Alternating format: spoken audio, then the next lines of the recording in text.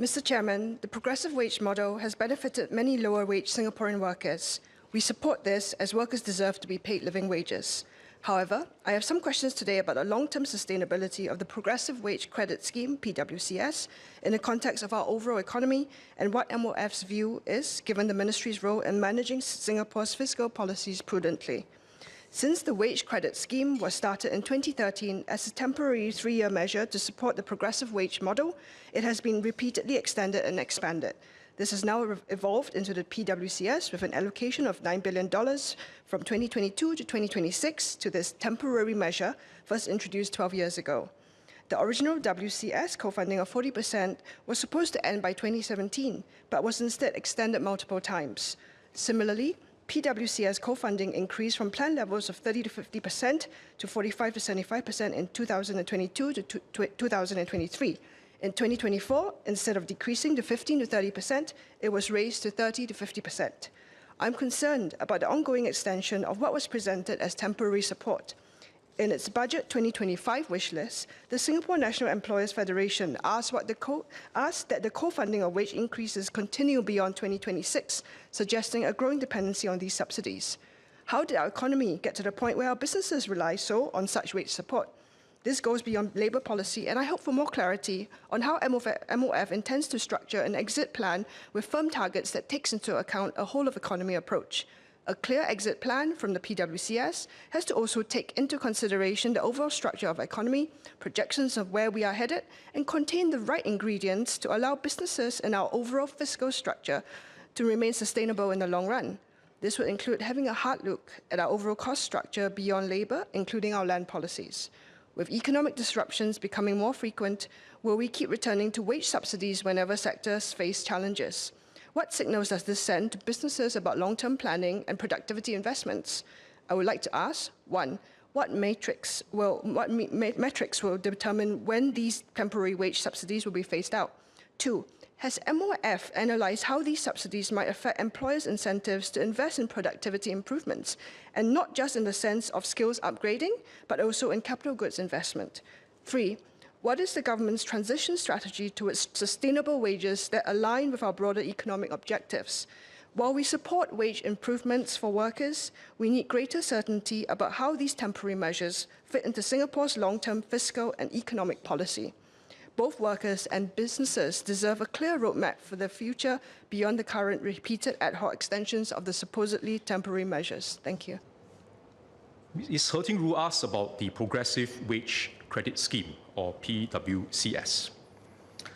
So this is a scheme that we have put in place. It's currently due to cease in 2026. We will review closer to the date whether to continue or to stop, bearing in mind the economic conditions at that time, because we are in a more uncertain global environment. The PWCS is not a broad-based subsidy for all companies.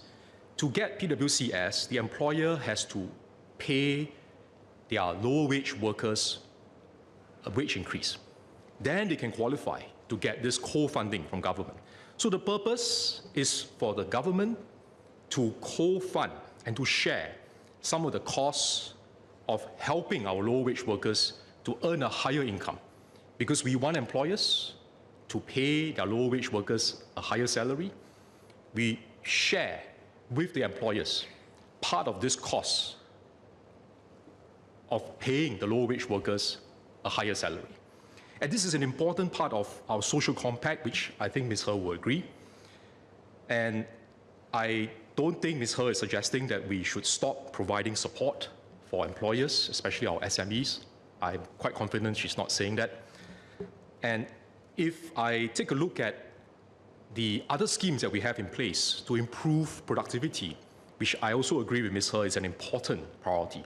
So this is not in lieu of those other schemes. In fact, this is something that we put in place specifically to help employers to be able to share some of the costs where they are paying their low-wage workers a higher salary.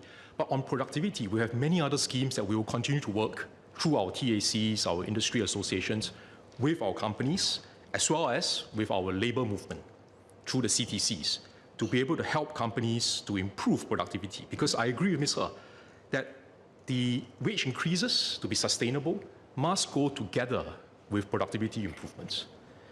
And I just made an observation here that what Ms. He is saying seems to be a little bit different from what Associate Professor James Lim said during the budget debate. If I heard him correctly, he suggested that wage increases can happen with or without productivity improvements. But I think I do agree with Ms. He's point that the two over time need to move in tandem. That's more sustainable. Thank you, sir. I have two clarifications from Minister Chee.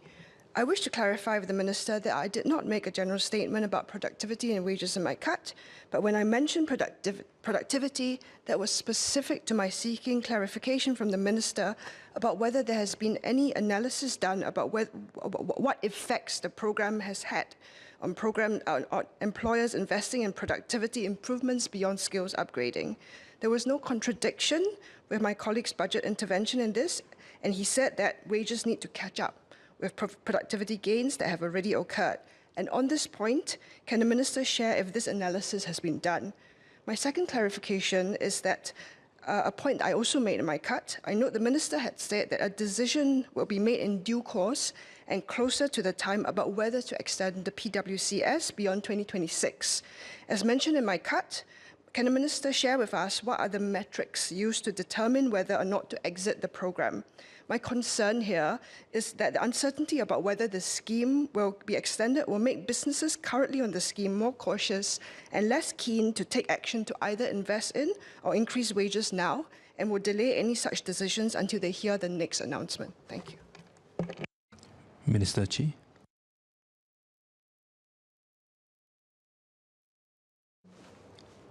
Mr. Chairman, I think PM had already explained in his round-up speech about how productivity and wages over time do move in tandem. And I think that point PM has already explained very thoroughly. I won't repeat. But just wanted to go back to my response to Ms. He earlier, that we don't disagree that we need to look at how to improve productivity of firms. And that's why we do have many schemes in place to help our companies, whether it's an SME or larger companies, or as Mr. New Parek suggested, how do we encourage more SMEs to work closely with the larger companies, whether it's a large local enterprise or multinational enterprise. And these are all different ways in which we will continue to work with our tripartite partners to look at how we can improve productivity. But specifically on the progressive wage credit scheme, this is something that is aimed at helping employers when they increase the salaries of their lower wage workers.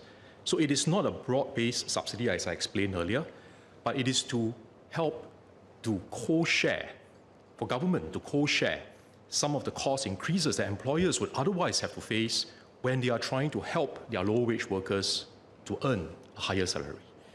So I hope this is in line with what Ms. He said. I said earlier in my main reply to her that I'm sure she's not suggesting that we shouldn't support SMEs, and I would like to maybe seek a clarification from Ms. He that she will support that objective, that we do want to support our employers, we do want to support our companies, especially our SMEs, when they are trying to do what is good for our low-wage workers, to strengthen our social compact.